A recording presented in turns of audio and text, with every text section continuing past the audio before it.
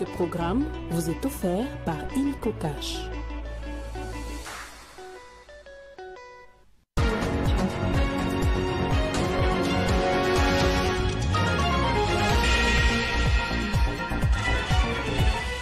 Le Trésor américain a sanctionné 2 personnalités importantes impliquées dans l'agression de la RDC par le Rwanda. Il s'agit de James Kabarebe et Laurence Kanyuka, respectivement, ministre rwandais de l'intégration régionale et porte-parole du M23. En réaction, Kinshasa dit se réjouir de ces mesures qui pointent clairement le régime de Paul Kagame. Dans le cadre de la recherche de la cohésion nationale en cette période de crise, le duo SEMCO et CC poursuit ses consultations. Les pères spirituels ont rencontré les hauts cadres du PPRD. En sport, football, premier tour des éliminatoires, Coupe d'Afrique des Nations féminines. Les Léopards dames ont brillé par 2-0 face aux Botswanaises. Les détails dans ce journal. Nouveau journal sur Télé 50, bienvenue à tous. Ils ont été ciblés par le Trésor américain, notamment pour leur soutien à la rébellion du M23 dans l'est du pays. James Kabarebe, général retraité et actuel ministre rwandais de l'intégration régionale, et Laurence Kanyuka, porte-parole du M23, sont désormais sous les coups des sanctions américaines. Washington les accuse entre autres des violations des droits de l'homme dans l'est de la République démocratique du Congo. En réaction, Kinshasa s'en réjouit et pense qu'il s'agit d'un premier pas qui est à saluer. On écoute à ce propos la porte-parole du chef de l'État, Madame Tina Salama. Alors, il est très évident maintenant que c'est effectivement le gouvernement rwandais qui est indexé ici, étant donné le rôle très clair que joue messieurs James Kabarebe en tant qu'agent de liaison, on va dire, entre le gouvernement du Rwanda et le groupe terroriste du M23. Et ceci confirme en tout cas tout ce que nous n'avons eu de cesse de déclarer, à savoir que c'est le gouvernement rwandais qui est derrière tout ça. Alors, au vu de cela, nous ne comprenons pas encore les tergiversations de l'Union européenne qui semble encore hésiter sur les vraies décisions à prendre ou les sanctions sur une guerre qui dure quand même, il faut le dire, depuis près de 3 décennies. Et donc, c'est vraiment un premier pas qui est à saluer. Nous espérons que ça ira plus loin et que ça va s'appliquer en tout cas à d'autres responsables également impliqués dans les pillages de nos ressources et des massacres en République démocratique du Congo. À Butembo, au Nord Kivu, des mesures adéquates ont été prises pour garantir la sécurité des personnes et de leurs biens, assure le maire de la ville. Dans une communication à la population, les commissaires supérieurs principal, Moabae Kiteli, exhorte pour ce faire ces dernières à garder son silence tout en exerçant normalement ses activités. On l'écoute dans cet extrait choisi par Héritier Ntambwa. Les habitants de Butembo et ses environs de rester sereins et calmes, de ne pas céder à la panique suite au mouvement des militaires constatés sur la Nationale 2. Les éléments de sécurité basés momentanément en Diapanda, Katwa et vers Kiambo y sont affectés pour ramener de l'ordre, sachant que les dispositions sont déjà prises pour assurer la sécurité des habitants de Butembo et de leurs biens. Que chacun ou chacune vaque librement à ses occupations quotidiennes. À cette occasion, je profite pour rappeler à tous les agents et fonctionnaires de l'État de respecter scrupuleusement le rendez-vous de ce vendredi 21 février 2025 pour évacuer les immondices entassés au centre-ville. Nous en appelons à ceux-là qui y exercent des activités de rendre propre leurs places respectives. En bref, dans le cadre de la recherche de la cohésion nationale en cette période de crise, le duo SEMCO et CC poursuit ses consultations. Les pères des églises catholiques et les CC ont rencontré pour se faire les hauts cadres du Parti du Peuple pour la Reconstruction et la Démocratie PPRD de Joseph Kabila. Selon Monseigneur Cholet, la démarche vise à désamorcer la crise. Nous y reviendrons avec force et détails dans nos prochaines éditions. Et puis dans le cadre de la mise en œuvre des 2 nouveaux programmes FEC FRD récemment conclus entre la RDC et le Fonds monétaire international FMI, le ministre des Finances Doudou Fwamba a eu une séance de travail dans l'avant-midi du 19 février 2025 à Washington, aux États-Unis, avec la directrice générale du FMI, Kristalina Georgieva, pour procéder à un état de lieux rapide de la situation économique et financière du pays pendant cette période d'aggravation de la guerre à l'est de la République. Cette réunion bilatérale s'est tenue à 2 niveaux. La première séance de travail a commencé par un tête-à-tête entre les 2 personnalités, puis la seconde rencontre de travail était élargie au directeur général adjoint du FMI, au directeur du département Afrique et au chef de la mission du FMI auprès de la RDC et quelques hauts cadres du cabinet du ministère des Finances. Après avoir remercié vivement Georgieva, directrice générale du FMI, pour l'approbation des 2 nouveaux programmes par les conseils d'administration du FMI le 15 janvier 2025, le ministre des Finances, Doudou Fwamba Likoundé, a fait état de la situation actuelle dans la partie est de la RDC, caractérisée par l'agression militaire que subit la RDC depuis quelques mois, laquelle est susceptible d'impacter significativement la mise en œuvre du programme économique du gouvernement suite aux multiples défis sécuritaires et humanitaires y afférents.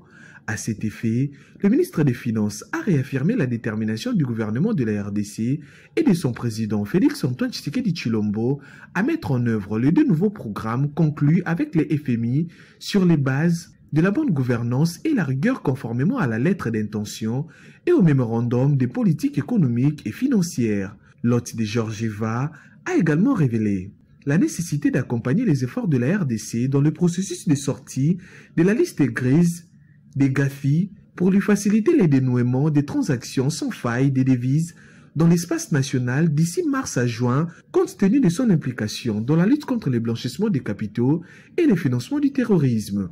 Terminant son propos par des mots de sympathie à l'endroit des victimes de la crise sécuritaire en cours, la directrice générale du Fonds monétaire international a félicité le gouvernement de la RDC à travers le ministre des Finances Doudou Fwamba Likoundé pour les résultats à mi-parcours réalisés grâce à une meilleure coordination des actions au niveau de la politique budgétaire et de la politique monétaire ayant concouru à la stabilité du cadre macroéconomique attesté par une baisse continue de l'inflation allant de 23,8% en décembre 2023 à 11,7% en décembre 2024, ainsi qu'un meilleur comportement de la monnaie nationale, le franc congolais, dont le rythme de dépréciation a été contenu par ces actions coordonnées, les faisant passer de 5,8% au premier semestre 2024 à 0,8% pour les derniers semestres de la même année. Sachez que 1038 entreprises opérant dans la fraude fiscale ont été démasquées par l'inspection générale des finances à un coup de filet réalisé grâce à une mission de la direction générale des impôts confiée à l'IGF.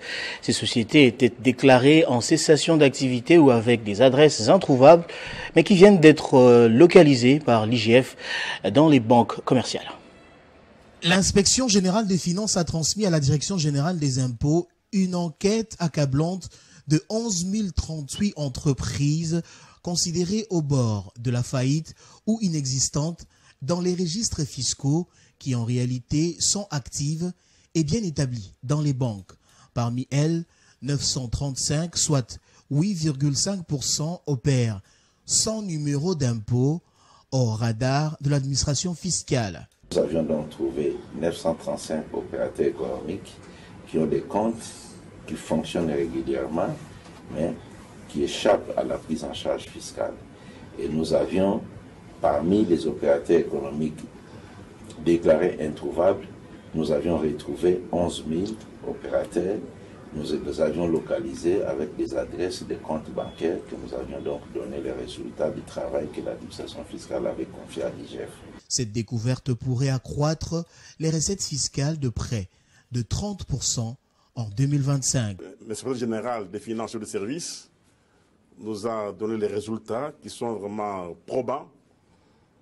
Avec ces résultats, il est vrai que la DGI verra son répertoire élargi avec comme conséquence la maximisation optimale des recettes. Je sais le dire, je tiens vraiment à dire grandement merci à l'inspecteur général des finances et des services pour ce travail si important qu'il a opéré pour la Direction générale des impôts. Une avancée significative dans la lutte contre l'évasion fiscale et un tournant vers une République démocratique du Congo plus transparente et juste. Cette enquête a été faite sur demande du numéro 1 de la DGI, Barnabé Mwakadi. Poursuivant ce journal pendant ce temps, le gouvernement provincial du Lualaba poursuit le front humanitaire en faveur des patriotes de l'Est de la République démocratique du Congo. Après les opérateurs miniers et les banquiers, Fifi Masuka Saini était face aux députés provinciaux, membres de son gouvernement, ceux de son cabinet responsable des coopératives minières. Tous ont accepté volontairement de suivre l'exemple de Fifi Masuka Saini en apportant leur contribution financière pour les victimes de l'agression rwandaise.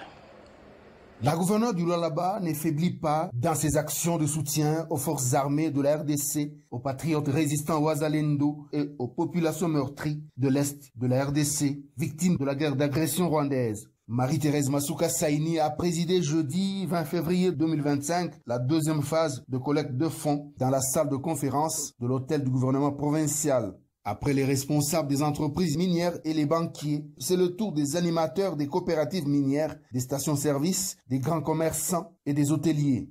Ils n'ont pas hésité de répondre volontairement à l'appel de l'autorité provinciale à la rescousse des compatriotes meurtris. S'en suivra l'occasion pour les membres de l'Assemblée provinciale, conduit par Jean-Marie Kasséa Chingambo, président de l'organe. Les membres du gouvernement provincial et ceux du cabinet de la gouverneure ont répondu également à l'appel. Les membres du Conseil provincial de sécurité, les animateurs des entités territoriales décentralisées, les directeurs provinciaux et ceux du secrétariat exécutif se sont joints aussi afin de poser ce geste de cœur initié par l'unique femme gouverneure de la RDC. Encore en tenue de deuil, la femme de paix du Lualaba ne cache pas son amertume face à la cruauté des envahisseurs sur les populations du Grand Kivu. Pour la gouverneure Masuka, les Lualabais devront s'approprier la douleur des victimes de cette guerre. Le Saint-Père, le pape François, m'a dit une chose quand je l'ai vu. Maman Fifi, la maman de la pauvreté, c'est la guerre. Nous nous retrouvons ici afin que nous puissions montrer notre élan de solidarité envers toutes ces personnes qui sont en train de souffrir. La province du Lualaba, qui continue à prier pour eux afin que la paix règne dans notre pays. Enseignement supérieur et universitaire, dans une démarche visant à assurer la sécurité de son campus et de ses infrastructures récemment inaugurées, et dans ce contexte où le pays est secoué par la crise sécuritaire, l'Institut national des arts, INA, a mis en place une brigade universitaire. Ce projet qui s'inscrit dans une réforme plus large de la garde universitaire à travers la République démocratique du Congo, a abouti à la réforme d'une 50aine de personnes, dont plusieurs femmes encadrées par des instructeurs de l'université de Kinshasa. La formation d'une brigade estudiantine à l'INA, c'est une première. Au total, 60 agents de l'Institut national des arts ont bénéficié de cette formation de haut niveau par les instructeurs de l'université de Kinshasa sous la supervision de la police nationale pendant 5 semaines pour faire face avec assurance aux défis sécuritaires dans les contextes actuels où le pays est secoué par la crise sécuritaire. Et dans les milieux universitaires, nous devons former la police universitaire avec l'appui de la police nationale. C'est pourquoi vous remarquez la présence du colonel représentant de la police provinciale qui est venu contrôler si ce qui se fait est correct. Et quand il rentre, il viendra encore pour renforcer les capacités de renseignement. Donc, ça permet de gérer la sécurité universitaire. Mais comme le conseiller l'a dit, le site est grand. Donc, nous avons formé une partie des policiers. Nous allons renforcer leurs capacités. Mais aussi, comme vous voyez le colonel derrière moi, eux, ils vont veiller sur la sécurité extérieure. Pour l'enseignement supérieur et universitaire, les sites universitaires sont de plus en plus visés par des personnes mal intentionnées. Cette réforme vise alors à rehausser la capacité de la brigade universitaire avant l'intervention d'autres forces de l'ordre. Les sites universitaires sont beaucoup plus sollicité en cette période ici par des ennemis de notre pays pour semer désolation et troubles au niveau des étudiants. Et il y a aussi ceux-là qui sollicitent les étudiants pour leur donner de l'argent afin de créer des troubles et tout ça. C'est là que son Excellence Madame la ministre de l'Enseignement supérieur universitaire avait opté pour la réforme de la garde universitaire. L'INA, qui a bénéficié de nouvelles infrastructures depuis décembre 2024, a été choisie comme site pilote de ce projet et envisage de renouveler cette formation régulièrement, tant pour renforcer les compétences des agents qui viennent de recevoir leur brevet, tant pour intégrer les nouveaux membres. Parlons sport à présent. Football, premier tour des éliminatoires Coupe d'Afrique des Nations féminines. Les Léopards dames ont brillé par 2-0 face aux Botswanaises. Les matchs s'est joué à Gaborone avant la manche retour à Kinshasa le mercredi prochain pour chercher la qualification au deuxième tour. Revivez la rencontre dans ce résumé.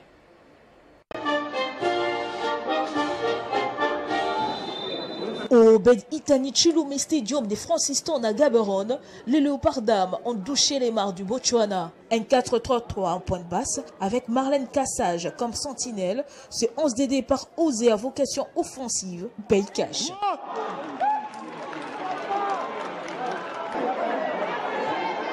Les Congolaises démarrent fortes avec un auto-but de suite d'un corner soyeux, bien botté par Bélange Voukoulou dans les paquets. Elles tiendront la baraque 97 minutes durant, sans perdre les filles de leur intensité, défensive qu'offensive. Au time break, la meilleure buteuse d'âge Auxerre en division 3 française, Mambomba va cuire les carottes pour les 2-0.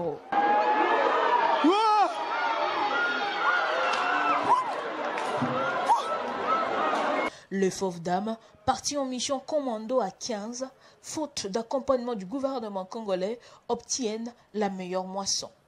Elles ont déployé leur jeu sous les ordres de Lamia Boumedi, entraîneur du FCF TP Mazembe, nommé comme première assistante en dernière minute par la Fédération congolaise de football association pour suppléer à l'absence du sélectionneur principal, Papi Kimoto, qui attend du gouvernement un contrat pour revenir aux affaires. Pour moi, on a bien géré le match du début à la fin. Je suis contente d'avoir 3 points ici à Botswana. Dans le match retour, sûrement l'équipe va être complète. Les Léopards dames de la RDC ont pris donc la meilleure des options des qualifications au deuxième et dernier tour des éliminatoires de la Coupe d'Afrique des Nations Maroc féminine 2026. En cas de qualification, justement, la RDC va affronter la République sud-africaine pour le prochain tour. Toujours en sport pour terminer, cette fois Martin Bacolé affronte demain Joseph Parker en remplacement de Daniel Dubois qui a déclaré forfait hier pour des raisons de santé alors qu'il séjournait à Kinshasa après quelques semaines de préparation en Écosse. Le boxeur congolais a pris donc la direction de Riyad pour livrer un combat express en commun event de la soirée de Last Crescendo. D'autres précisions dans ce récit de Christian Bokaya.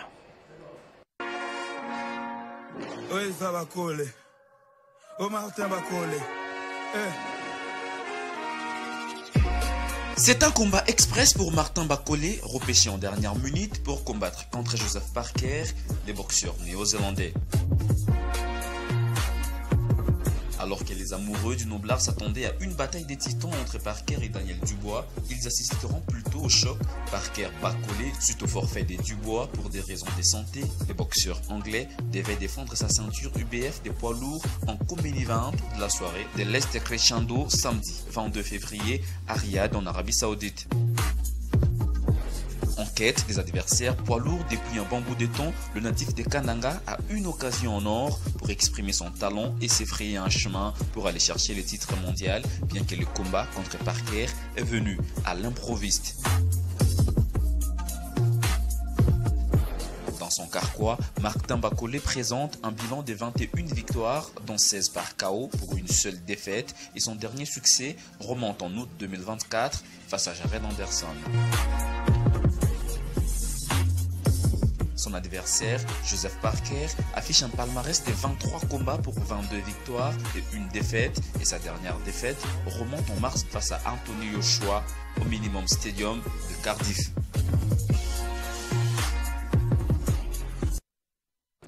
On va prendre les rappels des titres à présent.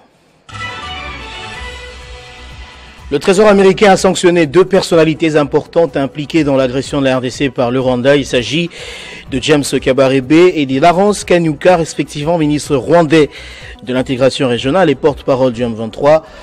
En réaction, Kinshasa dit se réjouir de ces mesures qui pointent clairement le régime de Paul Kagame.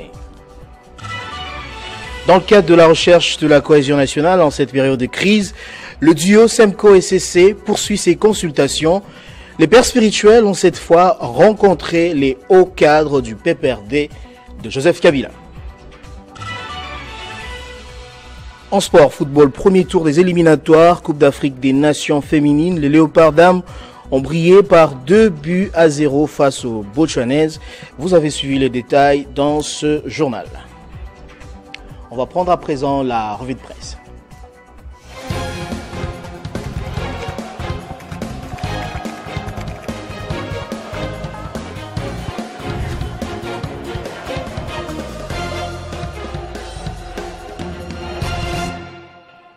Et c'est avec Joël Isselona qui va me rejoindre sur ce plateau et à qui j'ai dit bonjour. Bonjour Christa Kalonji, bonjour également à tous ceux qui nous suivent de partout. Alors, 3 sujets d'actualité que vous avez donc retenus. Le premier, Kabila propulse Minakou, reconduit Chadari, nous apprend Congo Nouveau. Christa Kalonji, l'annonce a surpris. Oba Minakou, ex-président de l'Assemblée nationale et promu vice-président du PPRD, rapporte Congo Nouveau. Il devient ainsi le numéro 2 de l'organisation politique juste après Joseph Kabila, chef de l'État honoraire. Parallèlement, Emmanuel Chadari conserve son poste de secrétaire permanent, témoignant ainsi du soutien indéfectible de son leader à sa personne. Un réaménagement qui intervient alors que le PPRD cherche à se réorganiser dans un contexte politique en pleine mutation. Pour le journal Ouragan, cette mise en place ressemble à une préparation pour l'avenir.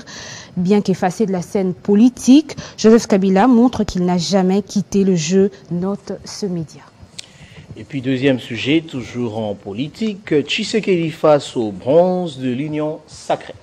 Alors, selon le quotidien, la haute autorité politique de l'Union sacrée de la nation va prendre langue ce samedi 22 février avec les députés nationaux, sénateurs et chefs de regroupements politiques, ainsi que ceux des partis politiques de la coalition au pouvoir. EcoNews souligne que cette initiative alimente les spéculations sur une possible réorganisation de sa majorité politique. À cette occasion, ajoute le tabloïd, les 2 chambres du Parlement devraient lui soumettre leurs recommandations sur la sortie des crises. Reste à savoir quelles orientations le chef de l'État donnera à ses alliés, concluent ces médias. Et puis pour boucler la boucle, le Pacte pour la paix et le vivre ensemble, la SEMCO et les CC lancent la mobilisation à l'échelle nationale. Christa Kalonji, une mobilisation qui vise à rassembler un grand nombre de populations dans la bataille pour la cohésion nationale et l'unité des Congolais en cette période de crise due à la guerre imposée par le Rwanda à l'est du pays. On va prendre le journal Le Maximum qui écrit dans ses colonnes intérieures qui est déterminé à ramener la paix dans la région par des voies pacifiques. La délégation de l'épiscopat national, l'épiscopat catholique et de l'ECC estime nécessaire d'associer aux consultations toutes les parties impliquées au conflit. Pour l'hebdomadaire, les assises à convoquer par les églises catholiques et protestantes de la RDC s'y tiendront le couteau sur la gorge et les revolvers sur la tempe. Et cette question, faut-il parler avec le rebelle du M23 s'interroge le journal Ouragan qui note que le chef de l'État congolais campe sur sa position ferme. Pas de dialogue avec ceux qui qualifient des supplétifs du Rwanda.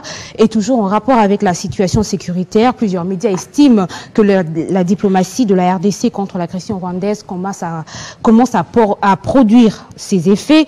Les États-Unis ont annoncé hier jeudi des sanctions contre le général rwandais à la retraite James Kabarebe et Laurent Kanyuka, porte-parole de la rébellion du M23, rapporte Le Potentiel.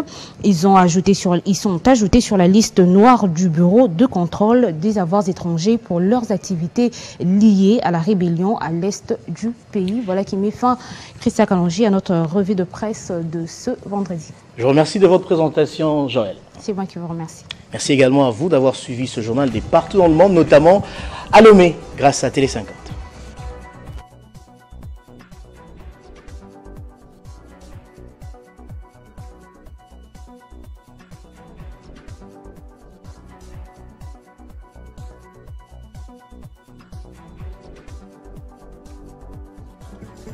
Retrouvez toute l'actualité en continu sur www.tele50.cd.